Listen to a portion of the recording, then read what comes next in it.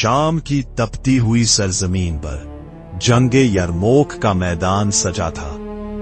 फजा में उड़ती हुई धूल और घोड़ों की टापों ने एक ऐसा समा पैदा कर रखा था जैसे जमीन और आसमान आपस में टकरा रहे हों। एक तरफ रूमियों का कड्डी दल लश्कर था जो जदीद हथियारों और लोहे के सिरहा बख्तर में मलबूस था, और दूसरी तरफ अल्लाह के चंद हजार जानिसार थे जिनके पास ना तो बड़ी फौज थी और ना ही शाहाना साजो सामान, मगर उनके सीने ईमान के नूर से मुनव्वर थे। इसी हंगामे में एक अफसोसनाक खबर जंगल की आग की तरह फैली कि मुसलमानों के नाम पर शहसवार और बहादुर जनैल हजरत ज़रार बिन अजूर रज़ी अल्लाह अन्हो को रूमियों ने जख्मी हालत में कैद कर लिया है।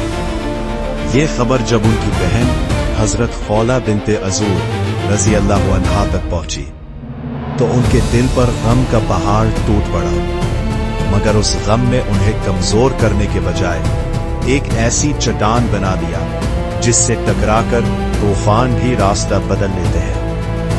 हजरत खौला ने खामोशी से एक सियाह लिबादा उठा, अपने चेहरे को नकाब से ढांपा ताकि कोई उन्हें पहचान न सके, और अपने हाथ में एक लंबा नेजा थामकर अपने घोड़े को मैदान जंग की तरफ दौड़ा दिया। मुसलमानों की सफों में अचानक एक हलचल मच गई। उन्होंने देखा कि एक सियाह पोश शहसवार जिसके जिस्म से बहादुरी की लहरें उठ रही थीं, बिजली की तजी से रोमियों के लश्कर पर टूट पड़ा है। वो शहसवार नहीं था बल्कि कहरे इलाही का एक घोड़ा था जो रोमियों की सफों को गाजर मूली की तरह काट रहा था। उसकी नेजाबाजी और तलवार के बाद इतने बर्फ रफ्तार थे कि बड़े बड़े रूमी जर्नैल उसके सामने आने से कतराने लगे। सैफुल्लाह हजरत खालिद बिन वलीद रज़ी अल्लाह अन्हु जो खुद शुजाअत के इस्तिआरा थे, दूर से इस नामालूम शहसवार की जंगी महारत देखकर दंग रह गए।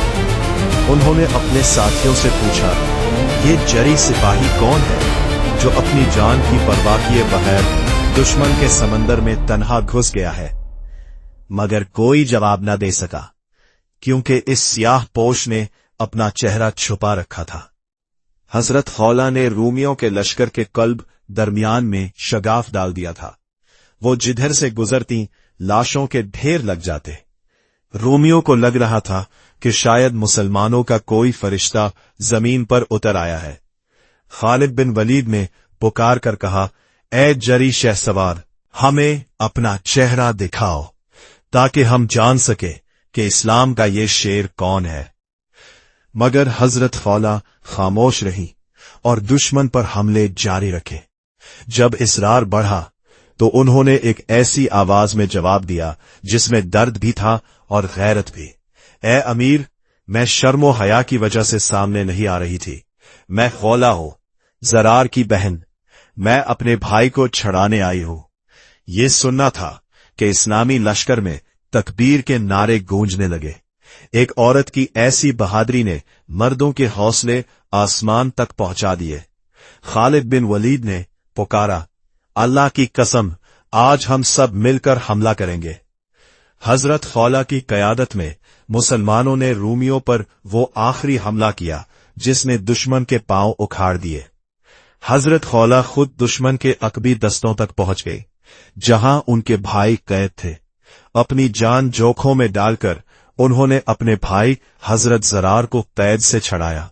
जब भाई बहन एक दूसरे के सामने आए तो मैदान जंग के इस सख्त माहौल में भी आंखों से आंसू जारी हो गए, मगर ये आंसू कमजोरी के नहीं बल्कि फतह और फख्र के थे।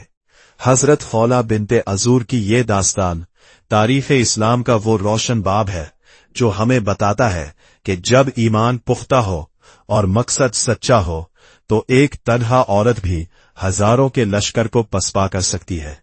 उन्हें आज भी स्याह पोश शहसवार के नाम से याद किया जाता है, जिनकी तलवार ने यरमौक के मैदान में हक और बातिल का फैसला कर दिया था।